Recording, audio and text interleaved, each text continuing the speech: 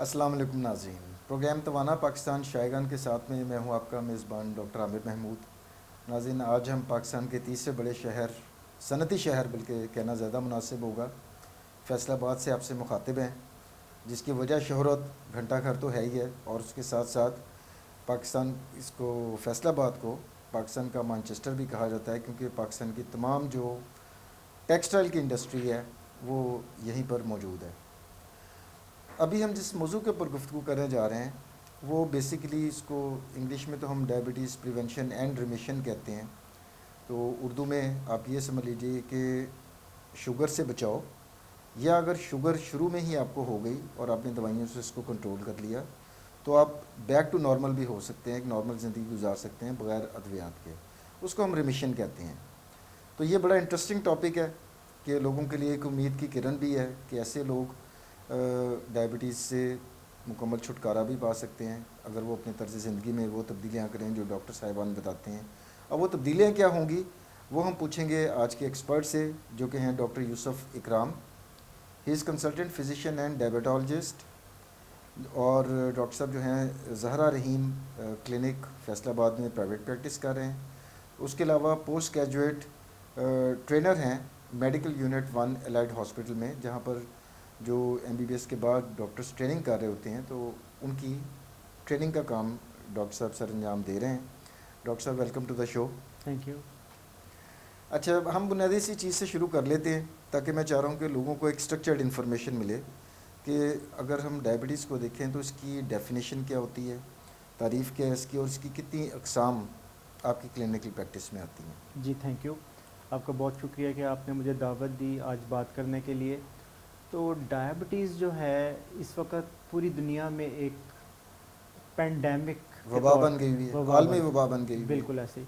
और इसके ऊपर हमारी क्वालिटी ऑफ लाइफ डिस्टर्ब हो रही है, हमारे इकोनॉमिक बर्डन बहुत ज़्यादा है, और लोगों की इसकी कॉम्प्लिकेशंस की वजह से, जिनमें गुर्दे, जिनमें टांग कट जाती है, हार्ट डिजीज़ हैं, फॉलेज के प्रॉब्लम्स हैं।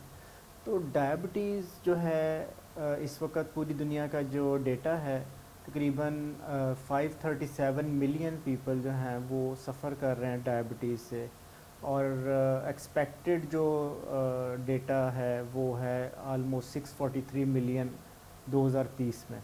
और पाकिस्तान में 33 मिलियन लोग जो हैं इसका शिकार हैं। और बहुत सारे लोग ऐसे हैं इसके अलावा, जो चीज़ है जिसको हम प्री डायबिटीज़ कहते हैं, कि वो ना तो डायबिटीज़ में है लेकिन वो बिल्कुल एज पे करीब खड़े हैं, हैं, किनारे करीब पर हैं। खड़े हैं जी कि एक कदम और गया जी तो फिर वो बिल्कुल। शुगर का मर्ज इस्टेब्लिश हो गया। और ये कहा जाता है कि हर 3 में से एक बंदा ऐसा भी है जिसको पता ही नहीं है कि उसे डायबिटीज़ है। तो इसका आप अंदाज़ा करें कि कितना बड़ा एक इशू है। तो डायबिटीज़ बेसिकली है क्या चीज़? अल्लाह ताला ने हमारे खून के अंदर चीनी का, ग्लूकोज़ का एक लेवल रखा है जिसके बगैर हम ज़िंदा नहीं रह सकते। वो लेवल है 70 मिलीग्राम पर डेसीलीटर से लेके 100 मिलीग्राम पर डेसीलीटर। ये फास्टिंग में अल्लाह ताला ने एक लेवल, जब हम खाली पेट होते हैं, जब 8 तो घंटे खाली 70 से पेट 100 100 मिलीग्राम के पर दरमियान। डेसीलीटर ऑफ ब्लड ये होना चाहिए। जी। और खाने के 2 घंटे बाद अगर हम चेक करें, जिसको हम पोस्ट प्रांडियल कहते हैं, वो 80 से 140 के दरमियान होना चाहिए। इस रेंज में जब हमारा खून के अंदर ग्लूकोज रहता है तो हमारी बॉडी बहुत अच्छा काम करती है, ये नेचर का सिस्टम है। लेकिन जब कुछ वजूहात की बिना पे ये लेवल मेंटेन नहीं रह पाता और इससे ऊपर चला जाता है, तो वो फिर एक सर्टन लेवल में हम इसको प्री डायबिटीज़ कहते हैं, जो कि 100 से 125 के दरमियान अगर फास्टिंग शुगर लेवल, जो कि आप 8 घंटे फास्टिंग के बाद चेक कर रहे हैं, तो वो प्री डायबिटीज़। या खाने के 2 घंटे बाद 140 से 199 के दरमियान आ रहा है, तो ये भी प्री डायबिटीज़ है।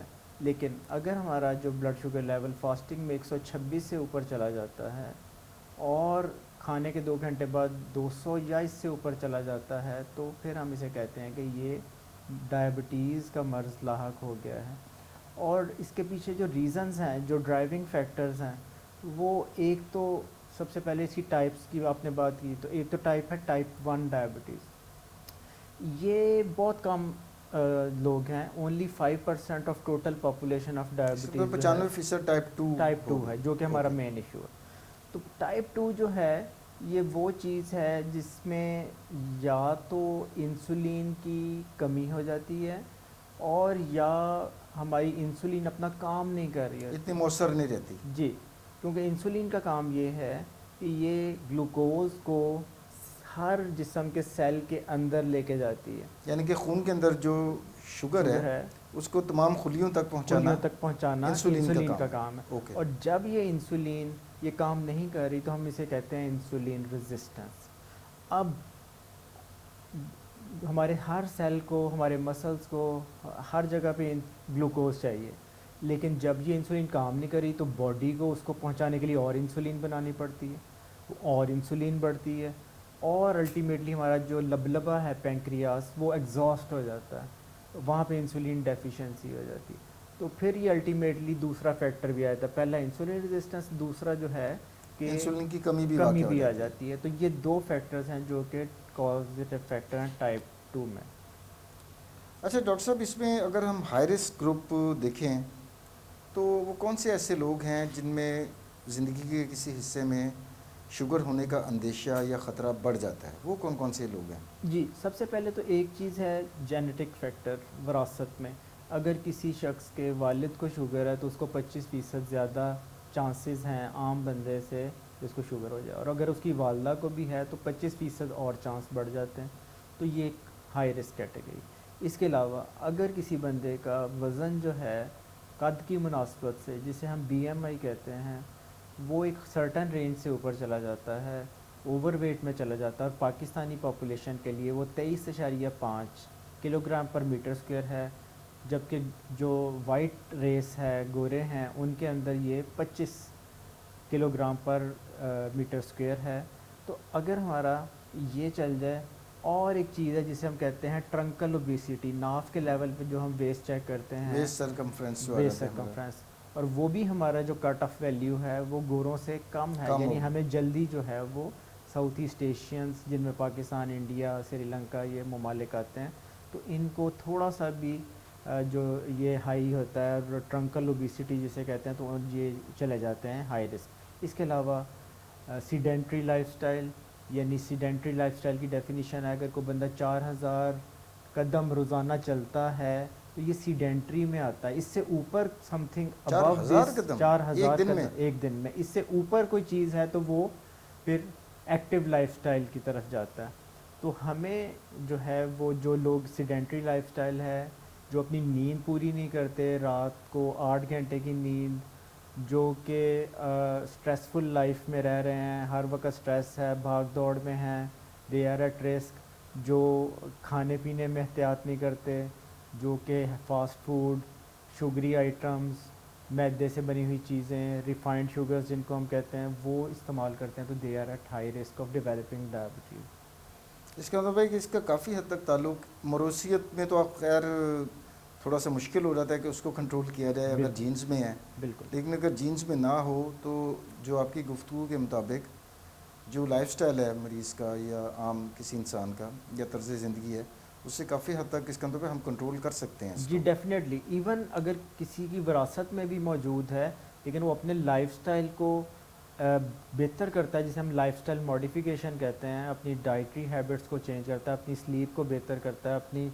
स्ट्रेस को कम करता है, तो उसमें भी इवन हमें बहुत अच्छे इसका रिजल्ट। मतलब है लाजिम नहीं है कि अगर ख़ानदान में नस्ल दर नस्ल चला आ रहा है तो ज़रूरी नहीं है कि आपको भी जी, डायबिटीज़ उसको होगी, उसको हम काफ़ी हद तक कवर कर सकते हैं। अच्छा डॉक्टर साहब, अगर हम इस वक्त पाकिस्तान में बड़ा एक वबाई सूरत हाल इख्तियार की हुई है डायबिटीज़ ने, तो इसका अगर हम मुवाजना पूरी दुनिया की उससे करें कि वहाँ पर डायबिटीज़ का तनासुब क्या है, या साउथ एशिया के दूसरे ममालिक हैं, इंडिया, बांग्लादेश, श्रीलंका, तो पाकिस्तान कहाँ पर खड़ा हुआ है इसमें? देखिए, इस वक्त अगर हम देखें तो पाकिस्तान जो है वो पहले नंबर पे है दुनिया में। अच्छा। सबसे पहले नंबर पे जो है वो अमेरिका है, चाइना है, इंडिया है, लेकिन उनके कंपैरिजन में हमारी पॉपुलेशन बहुत कम है। अगर हम इस कंपैरिजन में, इस कॉन्टेक्स्ट में देखें यानी कि फ़ीसद के हिसाब से बात करें तो we are at the top. We are at the top. लेकिन अगर टोटल नंबर ऑफ केसेस देखें वो तो जाहिर बात है डॉक्टर साहब, उनकी आबादी इतनी ज़्यादा आबादी है ज़्यादा तो टोटल नंबर ऑफ पेशेंट्स बिल्कुल भी ज़्यादा होंगे। जी।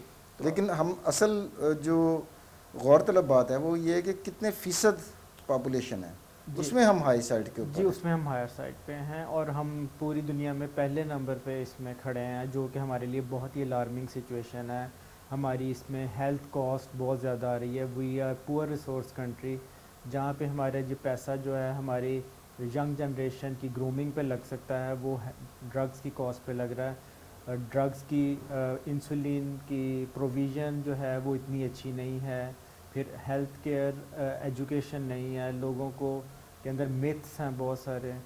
तो डाइटरी हमारे स्टाइल्स ठीक नहीं हैं, हमारी जो नॉर्म्स जो हैं वो डिफरेंट हैं, हम मोटापे को हेल्थ समझते हैं। तो ये चीज़ें जो है काफ़ी। अच्छा डॉक्टर साहब, शुगर का एक पेशेंट है, लॉन्ग स्टैंडिंग डायबिटीज़ है, क्रॉनिक डायबिटिक है, काफ़ी सालों से उसको शुगर है। इसको हम उमुल अमराज या मदर ऑफ इलनेसेस भी कहते हैं। तो अगर हम सर से शुरू करें और पाँव तक जाएं तो कौन सी ऐसी कॉम्प्लिकेशंस हैं जो डायबिटिक्स में आम बंदे की निस्बत ज़्यादा होती हैं? जी देखिए, जब डायबिटीज़ टाइप 2 जो है ये ओवर्ट होती है, हमें डायग्नोज होती है, तो ये कुछ 2-4 दिन या एक दिन में नहीं कि एक बंदा कल को नॉन डायबिटिक था आज डायबिटिक हो गया। ये प्रोसेसेस जो है लॉन्ग टर्म अंदर चल रहे होते हैं। और ये कुछ लोग तो बहुत ज़्यादा देर अनडायग्नोज रहते हैं, वो चेक ही नहीं करते। लेकिन इवन देन अगर राइट टाइम पे चेक भी हो जाता है तो ये चीज़ें प्रोसेसेस अंदर बड़ी देर से, जिनको मेटाबॉलिक प्रोसेस कहते हैं, जिसमें हमारी आहिस्ता फैट्स है, आहिस्ता तो ये चल रही मतलब कि होती डेवलप है। होती इवन हैं। वहीं पे कॉम्प्लिकेशन स्टार्ट हो जाती हैं, इवन डायबिटीज़ होने से पहले। और ये कहा जाता है, हमारा जो एविडेंस रिसर्च बताती है कि आलमोस्ट जब at the time of diagnosis 50% of हमारे जो बीटा सेल्स हैं पेंक्रियाज के, जो कि इंसुलिन प्रोड्यूस करते हैं, वो एग्जॉस्ट हो चुके होते हैं, वो ख़त्म हो चुके होते हैं। तो जो डायबिटीज़ है वो बेसिकली क्या करती है, जो हाई लेवल ऑफ ग्लूकोज है वो कर क्या रहा है, वो हमारी खून की जो अंदर वाली लाइन, शरीयानों की लाइनिंग है, जिसको हम एंडोथीलियल लाइनिंग कहते हैं, इसको डैमेज करती। अब आप बिल्कुल जैसे बात की कि सर से लेके पाँव तक, तो हमारे यहाँ पे भी कट लगेगा तो ब्लड निकलेगा। इसका मतलब है कि हमारी हर जगह पे खून की शरीयानें मौजूद है, तो वो हर जगह पे ही डैमेज होगा। तो सबसे ज़्यादा ये टारगेट करती है दो किस्म के वेसल्स हैं हमारी बॉडी में। एक हैं जिनको हम कहते हैं छोटे वेसल्स, छोटी शरीयानें, छोटे शरीयानें, जिनको हम माइक्रो वेसल्स कहते हैं, और एक बड़े वेसल्स हैं मैक्रो वेसल। जो छोटी शरीयानें हैं ये हमारी आँखों में मौजूद है, हमारी किडनीज़ में मौजूद है, और हमारी नसों में, नर्व्स के अंदर जो उनको भी अल्लाह ताला ने ब्लड सप्लाई दी हुई है, तो वहाँ पे मौजूद है। तो जहाँ जब एक चीज़ होती है, एक जगह पे वेसल्स एक तरह के डैमेज होते हैं, वो दूसरी जगह पे भी डैमेज होते हैं।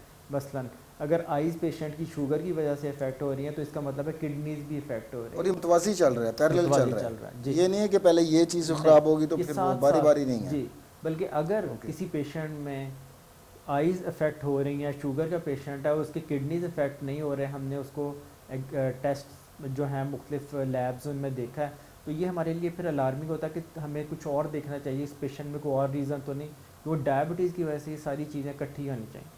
और जो बड़े वेसल्स हैं हमारे शरीयाने, वो हमारे हार्ट में है, ब्रेन में है, फॉलिज का प्रॉब्लम, हार्ट अटैक का प्रॉब्लम। तो जो डायबिटिक पेशेंट है वो बज़ाहिर सिर्फ डायबिटीज़ अकेली उसे कुछ नहीं करती, वो हार्ट डिज़ीज़ से, किडनी डिज़ीज़ की वजह से उसकी ज़िंदगी को ख़तरा लाहक होता है, फॉलिज की वजह से लाहक होता है। तो ये मेन चीज़ें, आँखें, गुर्दे, पैर, हार्ट, दिल और दिमाग, ये मेन टारगेट एंड ऑर्गन्स हैं जिन पे और जो हमारे अंदरूनी अज़ा हैं डॉक्टर साहब, उसमें जैसा मैदा आता है, मैदा आंतें भी सफ़र करती हैं इसमें? जी, इसको हम क्योंकि कहते हैं देखें अगर तमाम शरीयानें मुतासर हो रही हैं तो शरीयानें तो जहाँ जहाँ जा रही हैं ठीक है, एक वहाँ चीज़ पर टिश्यूज़ डैमेज हो रहे हैं आपके। बिल्कुल ऐसे इसको हम कहते हैं ऑटोनॉमिक न्यूरोपैथी। ये भी नर्व्स, अल्लाह ताला ने हर जगह पे नसें भी दी हैं, जिस तरह शरीयानें दी हैं, तो ये जब नर्व्स इफेक्ट होती हैं तो हर जगह पे हमारी हार्ट की नर्व्स इफेक्ट होंगी, पेशेंट को हार्ट बीट ज़्यादा फील होती है, पेशेंट की मैदे की नसें इफेक्ट होंगी तो उसको खाया पिया लगेगा यहीं पे पड़ा हुआ है, जिसको हम कहते हैं गैस्ट्रोपेरिसिस। तो ये चीज़ें डेफिनेटली, मैदा भी इफेक्ट तो होगा, हाजमा भी फिर डिले होना शुरू हो जाएगा, बिल्कुल चीज़ हजम नहीं होगी, फारा होगा, मरीज़ को बिल्कुल कंप्लेंट ऐसे करेगा। जी तो ये तो इसका मतलब है कि पूरा जिस्म ही इससे डॉक्टर साहब इफेक्ट होगा मुतासर हो रहा होता है। और इसमें कुछ ऐसी भी होती हैं जिसमें डिसेबिलिटी भी डॉक्टर साहब हो सकती है। जी। वो जब न्यूरोपैथीज होती हैं तो उसके साथ सबसे बड़ा प्रॉब्लम ये आता है, जब लॉन्ग स्टैंडिंग डायबिटीज़ होती है, नर्व्स डैमेज होती हैं, तो पेशेंट के अंदर एक स्टेबिलिटी नहीं रहती, गेट में स्टेबिलिटी, चलने में स्टेबिलिटी नहीं रहती, लड़खड़ाना शुरू करता है। जब लड़खड़ाता शुरू करता है वो गिर सकता है, और जब गिरता है तो उसके कोई ना कोई हड्डी फ्रैक्चर हो सकती फ्रैक्चर है, हो जो जाती कि है ओल्ड एज में सबसे ज़्यादा हमारी कूल्हे की हड्डी जो है वो बहुत एट ज़्यादा। रिस्क होती जी, है, हमारे वो फ्रैक्चर। ऑर्थोपेडिक्स के दोस्त तो बड़ी इसका बताते हैं कि डायबिटिक्स में जी अक्सर गिरते हैं बाथरूम में या कुछ होता है तो बिल्कुल। कूल्हे की हड्डी फ्रैक्चर हो जाती इसके है। अलावा हमारी जो हड्डियाँ और हमारे पैरों की साख्त चेंज होना शुरू हो जाती है, वहाँ पे जब नर्व्स डैमेज होती हैं, हमारे जो अल्लाह ताला ने नॉर्मल कर्व्स रखे हुए हैं पैरों के नीचे, वो इफेक्ट होना शुरू होते हैं। प्रेशर पॉइंट्स चेंज हो जाते हैं, जहाँ पे ज़्यादा प्रेशर आता है वहाँ पे ज़ख़म बनने शुरू हो जाते हैं, जिनको हम अल्सर्स कहते हैं। खून की सप्लाई कम होती है, गैंग्रीन, डेड टिश्यू होना शुरू हो वो जो जाता है, काला सा जो टिश्यू बन ब्लैक जाता है, वो गैंग्रीन होता है। इसके अलावा तो ज़ख़म उसको जो तो रिमूव करना भी ज़रूरी होता होगा डॉक्टर जी, साहब। उसमें उसको सफाई भी करना ज़रूरी है, और उसकी ब्लड सप्लाई को रीस्टोर करना भी ज़रूरी है, क्योंकि अगर हम ब्लड सप्लाई नहीं रिस्टोर करेंगे तो वहाँ पे वो बढ़ता जाएगा और अल्टीमेटली टांग कटने पे बात चली जाती है। और आपको पता है कि वो कितनी बड़ी डिसेबिलिटी है कि अब इंसान माजूर हो गया है तो इससे ज़्यादा क्या हो सकता है। बिल्कुल। अच्छा डॉक्टर साहब, आपके पास एक पेशेंट आता है तो डायबिटीज़ का जो जस्ट डायग्नोज होकर आया है, तो उसमें तरीका इलाज क्या होता है? खाली हम दवाइयाँ दे देते हैं या लाइफस्टाइल मॉडिफिकेशन भी इसको एडवाइस करते हैं या दोनों का कम्बिनेशन देते हैं? देखिए, जो डायबिटीज़ हम ज़्यादातर बात करेंगे टाइप 2 पे, क्योंकि टाइप जी 1 जो एक ऐसी टाइप है जिसमें पहले दिन इंसुलिन की ज़रूरत है और आखिरी दिन भी इंसुलिन की ज़रूरत है, ये बिल्कुल एक डिफरेंट टाइप। एग्जैक्टली तो उसमें हम बाय जो डिफ़ॉल्ट बन ही नहीं रही। बिल्कुल, तो हम जो है बात करेंगे ज़्यादा टाइप 2 डायबिटीज़। तो टाइप 2 डायबिटीज़ का ट्रीटमेंट इंडिविजुअलाइज्ड है, हर बंदे के लिए एक ट्रीटमेंट नहीं है। अगर पेशेंट का एक टेस्ट होता है जिसको हम कहते हैं HbA1c लेवल, जो कि जिसको लोग 3 महीने वाला टेस्ट भी कहते हैं, ये हम करते हैं जब patient at the time of diagnosis हमारे पास आता है, हम वो चेक करते हैं। इसके अलावा हम गुर्दों के फंक्शंस चेक करते हैं, जिनमें पेशाब का टेस्ट है, जिनमें ब्लड का टेस्ट है। इसके अलावा ये कुछ गाइडलाइंस हैं, हम उनको फॉलो करते हैं। उन गाइडलाइंस को फॉलो करते हुए पेशेंट की हम स्क्रीनिंग करते हैं कि इस वक्त at the time of diagnosis कितना डैमेज है, तो वो एक तो हम सारा देख लेते हैं। दूसरे नंबर पे जो सबसे ज़्यादा इंपॉर्टेंट चीज़ है दैट इज़ लाइफस्टाइल मॉडिफिकेशन। कोई भी अकेली दवाई कभी भी काम नहीं करेगी। अगर पेशेंट का एट द स्टार्ट HbA1c 10% या इससे ऊपर है, तो इस पेशेंट को इंसुलिन वक्ती तौर पे देनी ही पड़ेगी, और उसके साथ हम दोनों फैक्टर्स को कवर कर रहे होंगे। एक तो इंसुलिन रेजिस्टेंस को कवर करेंगे, उसके लिए एक दवाई है जिसको बहुत आम तौर पे लोग ग्लूकोफेज के नाम से जानते हैं, इसमें ड्रग मेटफॉर्मिन है। ये इंसुलिन रेजिस्टेंस को कम करती है, जो हमारे खाली पेट जो लिवर में से जो ग्लूकोज रिलीज़ होकर आ रहा है उसको रोकती है। इसके अलावा हमारी इंसुलिन जो है, क्योंकि अगर HbA1c 11% जैसे ऊपर है तो उसके लिए जो गाइडलाइंस हमें बताती हैं कि इस पेशेंट को इंसुलिन देनी है। उसके बाद जो है जब वो नीचे आ जाएगी उसके HbA1c, वहाँ पे हम उसको इंसुलिन को बंद करते हैं। इसी तरह डिफरेंट पेशेंट्स में डिफरेंट ट्रीटमेंट है। एक ड्रग इस तरह शुरू होगी, इस तरह इंटेंसीफाई होगी, इसकी अपर डोज कितनी है, दूसरी ड्रग कब शुरू होगी, तीसरी ड्रग कब शुरू होगी। लेकिन इन सारी चीज़ों से ऊपर लाइफस्टाइल मॉडिफिकेशन है कि डाइट कैसी होगी, एक्सरसाइज कितनी होगी। जैसे कि नॉर्मली हम पेशेंट को एडवाइस करते हैं, एक्सरसाइज करने से पहले उसको असेसमेंट करते हैं कि इसको कोई हार्ट डिजीज़ तो नहीं है, क्योंकि एक्सरसाइज का मतलब ये नहीं कि कोई भी उठे और अब एक्सरसाइज शुरू कर दे। एग्जैक्टली हम पहले उसके हार्ट को असेस करेंगे। हो सकता है कोई ऐसा पेशेंट हो जिसको हमने जस्ट हल्की फुल्की चहलकदमी एडवाइस करनी है, या किसी को बैठ के एक्सरसाइज एडवाइस करनी है, किसी की जॉइंट्स का प्रॉब्लम है तो वो उस तरह एक्सरसाइज नहीं करेगा। दूसरा डाइट में फ़ाइबर ऐड करना है, स्मॉल पोर्शंस करने हैं, पेशेंट को गाइड करना कि जी कितने मिकदार में वो कोई चीज़ ले सकता है। तो ये चीज़ें, फिर हम ड्रग्स को एक तरीके से, फर्स्ट लाइन ड्रग है, सेकंड लाइन ड्रग है, एक पूरा एल्गोरिदम है जो कि अमेरिकन डायबिटीज़ एसोसिएशन 2026 गाइडलाइंस, वो हर साल नई मुरतब होती हैं, उनको हम फॉलो करते हैं। तो वो इंडिविजुअलाइज्ड है। एक पेशेंट है, उसका किडनी स्टेटस इस वक्त ये है, उसके लिए और ट्रीटमेंट है। किसी का हार्ट का पहले से अफेक्टेड है, उसके लिए और है। तो ये डिफरेंट लोगों के लिए डिफरेंट ट्रीटमेंट है, और उस तरीके से इंटेंसीफाई और डिक्रीज़ की जाती है।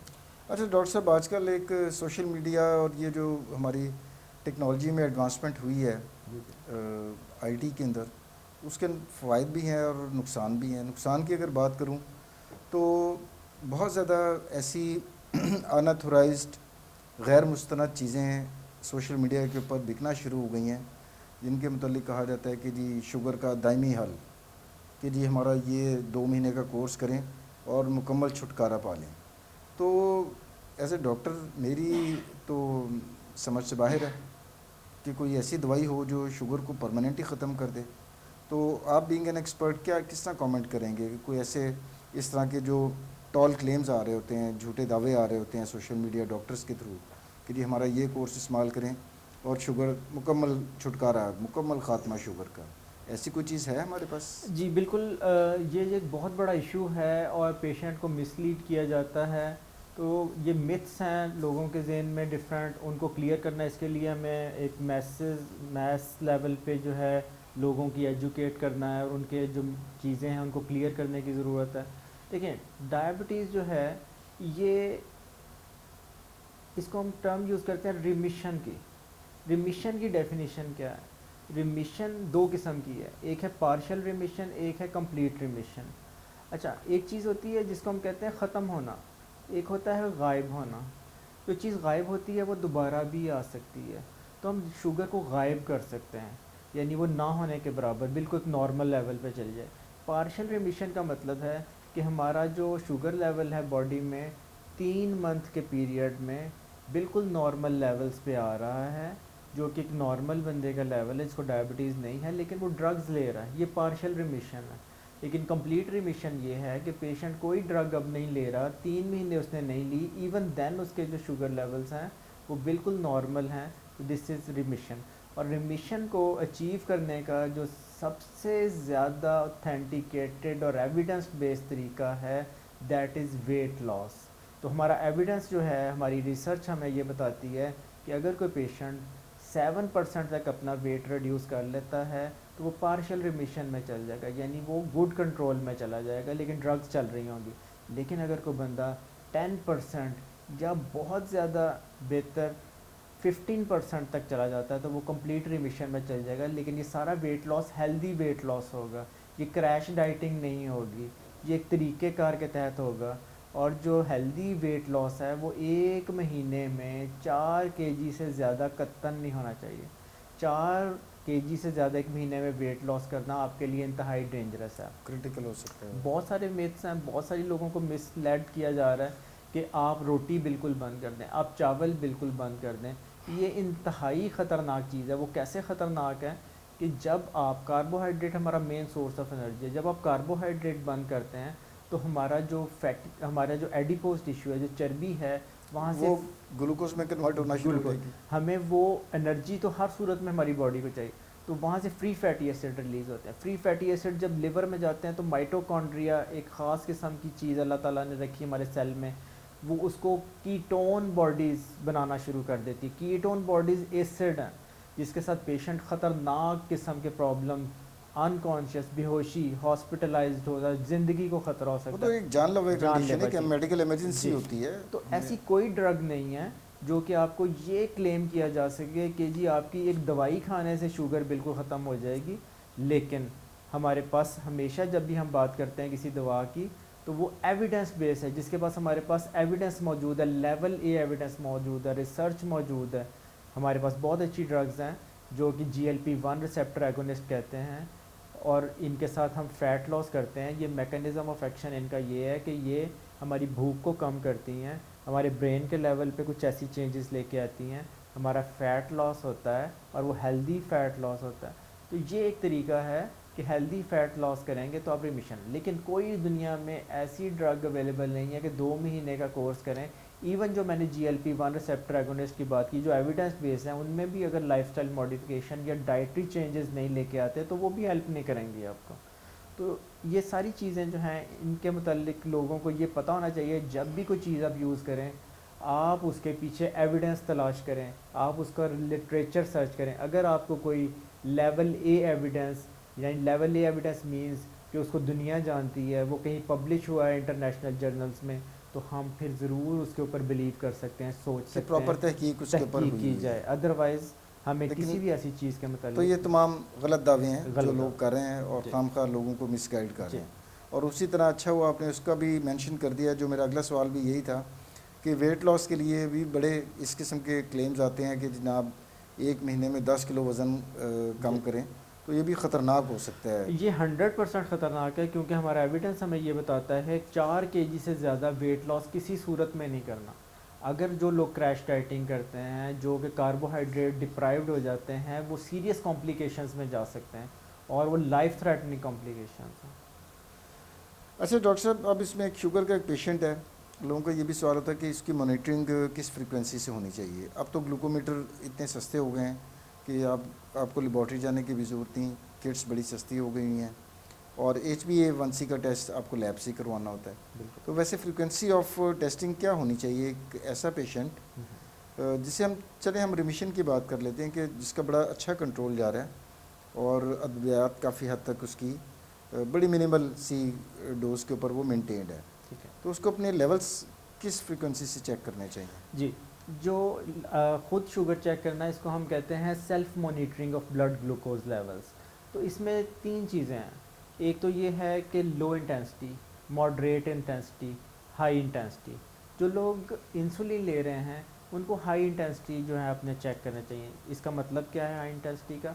कि उन्हें दिन में कई दफ़ा चेक करने चाहिए, फास्टिंग भी चेक करनी चाहिए, नाश्ते के 2 घंटे बाद, दोपहर के खाने के 2 घंटे बाद। और इसमें भी बाज़ दफ़ा जो लोग जिनमें हाइपोग्लाइसीमिया, शुगर कम शक्करी होने के चांसेस ज़्यादा हैं, जो कि बड़ी डेंजरस चीज़ है, तो उनको मोर फ्रीक्वेंटली यानी दिन में 7 दफ़ा भी चेक करना पड़ता है। लेकिन जो रिकमेंडेशंस हैं मॉडरेट इंटेंसिटी में, वो ये है कि दिन में 4 दफ़ा चेक करें। जो लो इंटेंसिटी में आते हैं, जो लोग इंसुलिन नहीं ले रहे, दे आर वेल स्टेबल्ड, अगर वो हफ्ते में 2 दफ़ा भी चेक कर लेते हैं तो इट इज़ सफिशेंट। तो ये डिफरेंट लोगों के लिए डिफरेंट है। एक बंदा सिर्फ दवाइयाँ ले रहा है और वेल कंट्रोल्ड है, वो हफ्ते में 2 दफ़ा यानी हर 3 दिन बाद चेक कर ले अपनी फास्टिंग और रैंडम, तो उसको एक आइडिया हो जाता है। और जो लोग इंसुलिन ले रहे हैं वो डेफिनेटली डेली चेक करेंगे, या जो लोग हॉस्पिटलाइज्ड हैं, या जो किसी चलिए उनकी तो हॉस्पिटल में मॉनिटर हो जी जाएगी ना, मॉनिटर अंडर है, ऑब्जर्वेशन हो या जाएगी। कोई बीमारी घर के अंदर है, लेकिन वक्ती कोई बीमारी आ गई, कोई चेस्ट इन्फेक्शन है, किसी भी किस्म की इन्फेक्शन में हमारे शुगर लेवल्स हाई हो जाते हैं due to stress on the body, तो उनको ज़रा मोर फ्रीक्वेंटली, बल्कि यहाँ तक कहा जाता है कि अगर आप किसी पेशेंट को डायबिटीज़ है और वो उसको कोई मौसमी इन्फेक्शन हो गई है, तो वो हर 2 से 4 घंटे बाद उन दिनों में अपनी शुगर लेवल चेक करें। डॉक्टर साहब, आपने इंसुलिन का जिक्र किया, अब मिसाल दे रहा हूँ, प्रैक्टिकल सिनेरियो पे बात करते हैं। एक पेशेंट है जिसे सुबह और शाम इंसुलिन उसने लगानी होती है, जी मतलब कि जितने भी यूनिट्स हैं वो तो डॉक्टर ने बताना होगा ना, कि इतने जी यूनिट्स आपने सुबह लगाने हैं, इतने शाम को लगाने हैं, और किस टाइप की इंसुलिन लगानी है वो भी डॉक्टर ने बताना है। अब हमारे यहाँ पर ये भी देखा गया है कि कई दफ़ा मिसाल के तौर पर सुबह उसने इंसुलिन लेनी थी और वो जनाब लेना भूल गया पेशेंट, ठीक है। मसरूफियात की वजह से या किसी भी वजह से भूल गया। रात के टाइम उसको ख्याल है कि मैं तो सुबह की भी नहीं दी हुई। यही सवाल खाने वाली दवाइयों के अद्वियात के साथ भी है कि सुबह शाम अगर एक दवाई आपने एडवाइस की हुई है उसे, पहली सुबह की वो डोज भूल गया हुआ है, तो रात को वो डबल कर सकता है उसको? जी ऐसा बिल्कुल भी नहीं हो सकता। एक तो ये है कि हर मुमकिन कोशिश होनी चाहिए कि हमारी डोज़ मिस ना हो, लेकिन अगर वो मिस हो गई है और रात के टाइम जो है वो फिर सिर्फ रात की डोज़ ही लेगा, उसको वो हाई डबल डोज़ नहीं लेगा। अगर वो इंसुलिन में ऐसा करता है तो वो बिल्कुल शुगर लेवल लो हो जाएगा और वो डेंजरस लेवल तक चला जाएगा। तो ये बिल्कुल भी नहीं होना चाहिए। वो रात के टाइम, रात के जो रूटीन डोज़ है वही ली जाएगी, वो डबल डोज़ नहीं ली जाएगी। उससे तो वो मेरे ख्याल डायबिटिक कोमा के अंदर भी जा सकता है, अगर बिल्कुल बहुत वो, एक्सट्रीम केस जी के वो अंदर वो हाइपोग्लाइसीमिया से हम कहते हैं, और शॉक वो में लाइफ जा सकता है। थ्रेटनिंग है, उसमें जान जा सकती है, तो ये बिल्कुल भी और रात को तो सोते वक्त तो वैसे भी आपकी बॉडी की जो एनर्जी रिक्वायरमेंट है वो भी कम है। वो कम है, मील्स कम है, दिन के टाइम आप चलते फिरते कुछ ना कुछ खाते पीते हैं, तो रात के टाइम। और यूजली हम जब इंसुलिन देते हैं पेशेंट को, तो हम 70% जो है वो मॉर्निंग में देते हैं और 30% इवनिंग में देते हैं। खैर ये हर पेशेंट के लिए डिफरेंट है। कुछ ऐसे पेशेंट्स होते हैं जिनको हम एक लॉन्ग एक्टिंग डोज जो कि 24 घंटे तक खून में रहती है, जो बैकग्राउंड शुगर को कंट्रोल करती है, और एक वो इंसुलिन होती है रैपिड एक्टिंग जो कि मील्स को कंट्रोल करती है। तो ये भी डिफरेंट लोगों में डिफरेंट चीज़ें, लेकिन in case of missing dose, missed dose, अगर आप फिर दोबारा आपको रात को, वो फिर अपनी उस टाइम की डोज लेंगे, वो उसको आप एग्जैक्टली, यानी कि वक्ती डबल। तौर पर अगर थोड़ी सी शुगर बढ़ भी गई है वो इतनी नुकसानदेह नहीं है। जी, लेकिन अगर आपने डबल डोज ले ली वो इंतहाई नुकसान तो नुकसानदेह हो सकते हैं कि शुगर लेवल बहुत क्रिटिकली लो हो सकता लो है हो आपका। सकता है। इस वजह से डबल डोज कभी डबल भी नहीं डोज नहीं करनी। लेनी।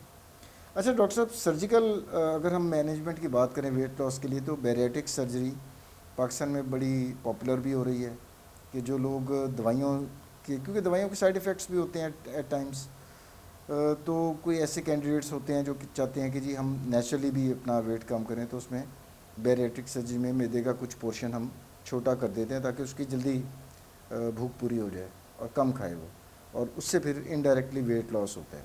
ठीक। उसके बारे में क्या कहेंगे कि वो रिमिशन के लिए एक अच्छा टूल हो सकता है? जी देखिए, इसमें भी जो हमारा एविडेंस बताता है कि ये बैरियाट्रिक सर्जरी के बहुत अच्छे रिजल्ट्स हैं कंप्लीट रिमिशन में और सस्टेन्ड कंट्रोल में। लेकिन मसला ये है, एक तो ये कि बैरियाट्रिक सर्जरी कई किस्म की है, स्लीव गैस्ट्रेक्टमी और भी डिफरेंट किस्म की जो हैं वो सर्जरीज़ हैं। लेकिन it is not as easy कि जस्ट आपने सर्जरी करवा ली और बस हो गई।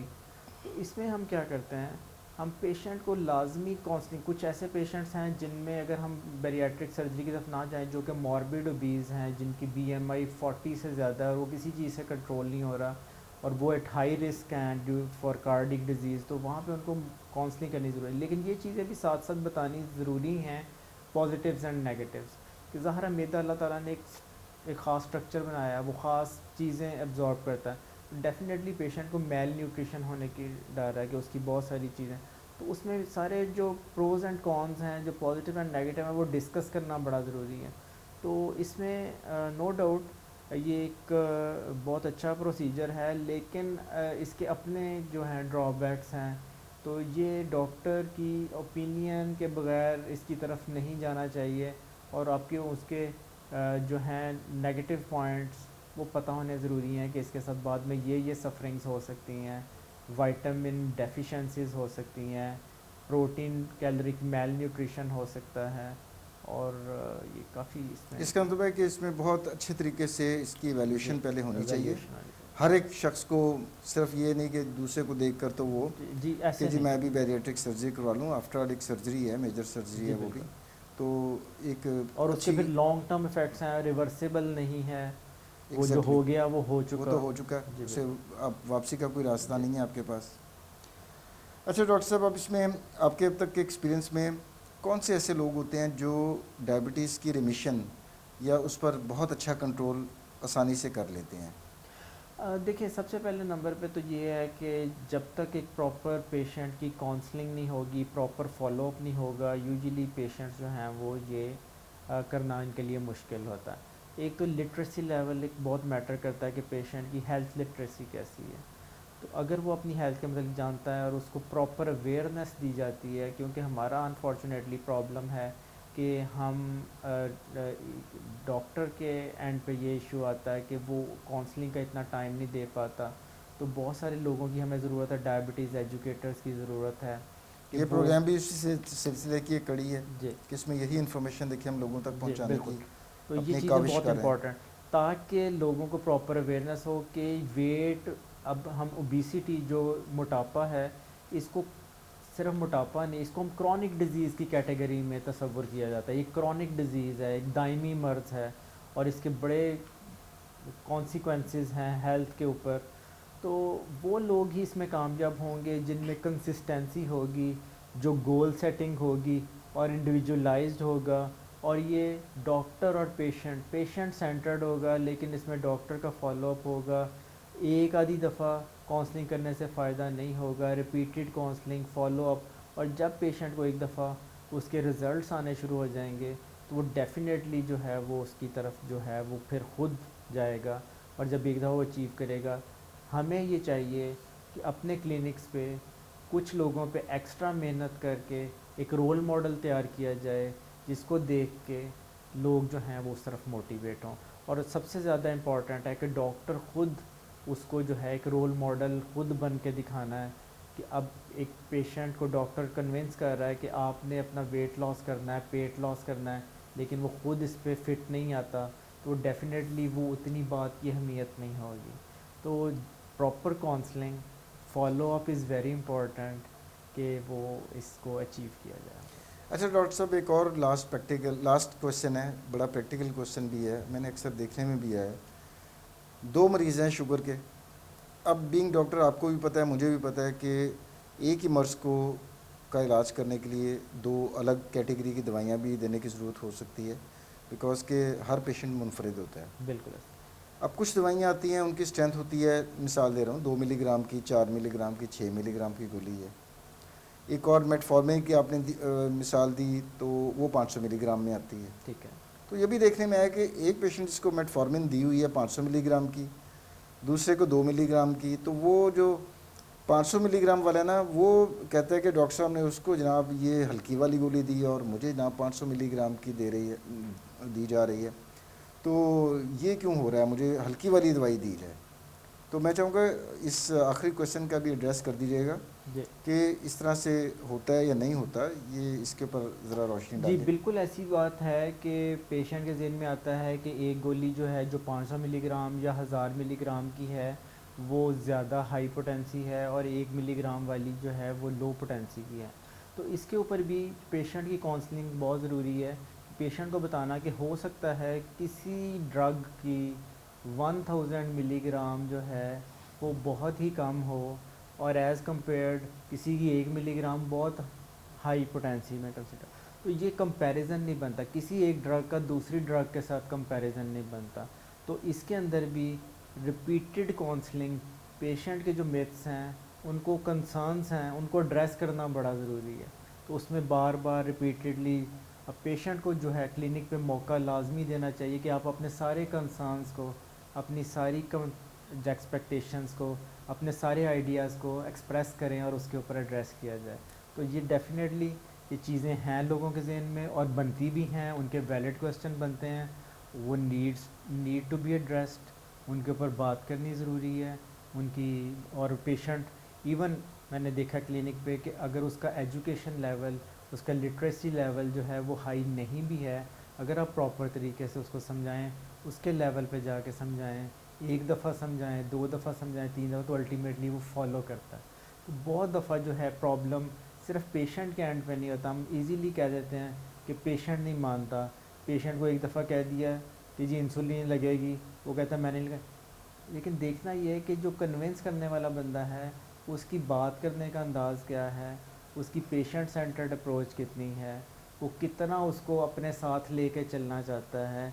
क्योंकि हमने हमेशा पेशेंट और डॉक्टर ने एक पेज पे और एक पार्टी बन के आगे चलना है।